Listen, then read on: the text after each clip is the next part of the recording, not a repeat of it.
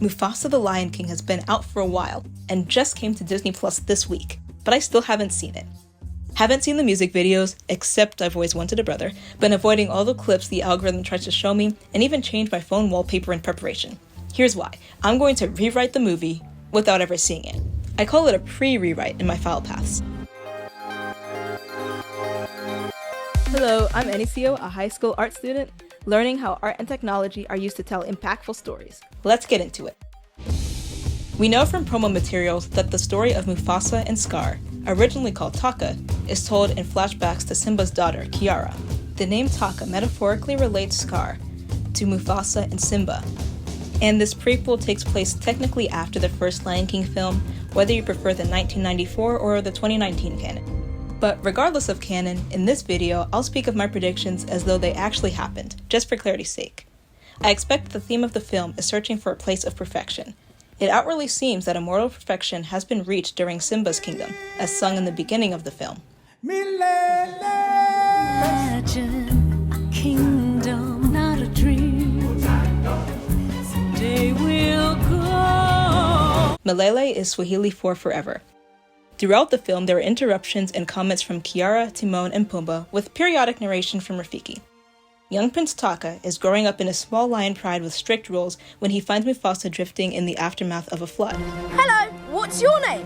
Mufasa. Rules are rules, Taka. The king will never accept a stray. However, Taka is able to convince his family otherwise. And throughout the seasons, everyone except his father grows to like Mufasa. When I'm king, you'll always take my side. Yeah, right. That's right. As Taka is about to become king to relieve his elderly father, I'll be king with my brother by my side. Some lions notice that Taka's father still hasn't taken them to the promised place of Milele. Meanwhile, Mufasa wants to find his family. Sometimes I get a scent. It's barely a trace on the wind. And it smells like home. And then it's gone. Now, I've Always Wanted a Brother is obviously the most popular song on the soundtrack, but let's get to the real banger on this album. Bye Bye. It's about Kiros. He's the villain of the story and the main hurdle that the characters have to overcome. Although Taka's pride doesn't let Mufasa leave their territory unsupervised, the brothers end up befriending Kiros' son, who promises to help them find Mufasa's family. And when Kiros threatens to take over the territory of Mufasa's pride, there will be one Lion King. They have the perfect excuse to go. Mufasa and Taka are going to find Rafiki, whom their pride has encountered briefly before. Then, when they do find Rafiki, he can tell them where to find Milele. So Taka and Mufasa embark on a great journey, along with Kiros' son. However, they encounter Kiros again, and he threatens to get revenge on Taka's entire lion pride for taking his son away. You took my son. I hope you can run. There, Kiros forces his son to attack Mufasa and Taka.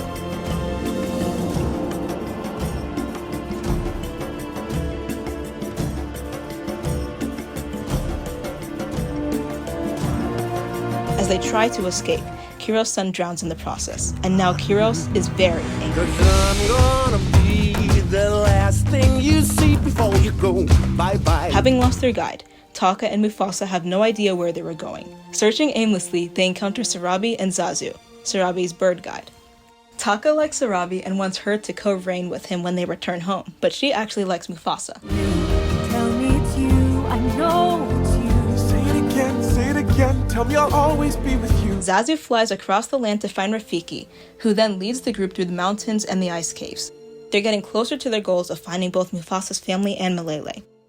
However, a messenger comes from Taka's pride to inform them that Taka's father has died, and they need to go back to the kingdom. They protest that they still haven't found Milele, and when they get home, Taka's mother says, You and Taka together, that is home. On the way home, Mufasa wrongs Taka in some way, and Taka is very hurt. I will never forget what you have done. When they do make it home, Kiros is already closing in on the lion pride. Though Taka's pride is overpowered, they fight anyway. We must fight together. Led victoriously by Mufasa into battle.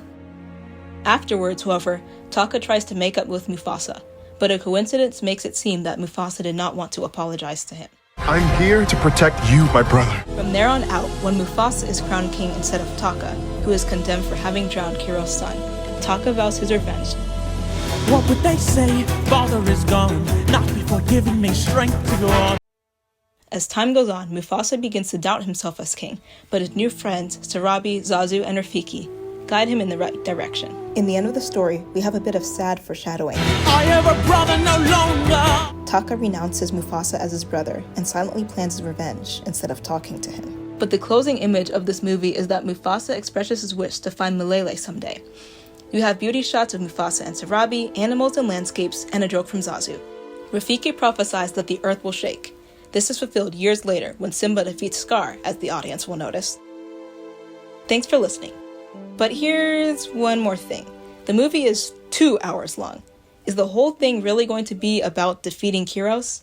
That's why I came up with an alternate version describing the relationship between Mufasa and Taka. But we need to end the story on a more positive note. Kiara realizes that no one place is perfect in this life. We don't have to be like Taka. We may not be able to reach perfection fully, but surely we can try.